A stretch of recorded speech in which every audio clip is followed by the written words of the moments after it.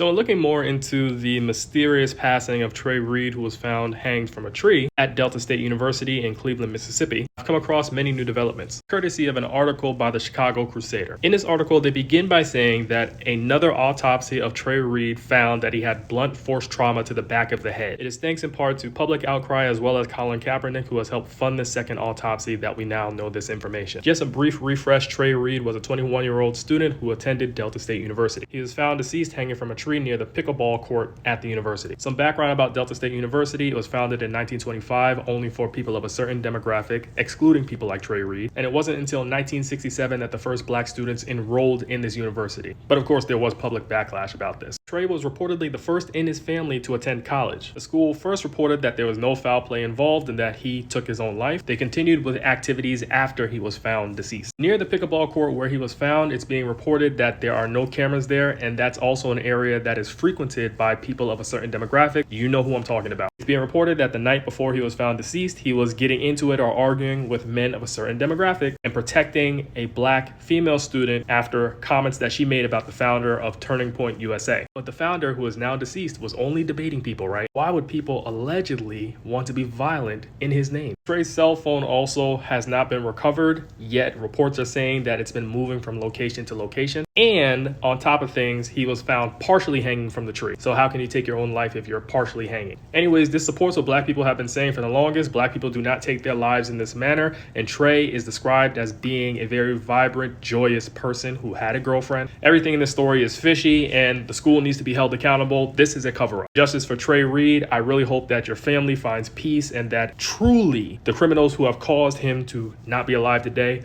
are brought to justice.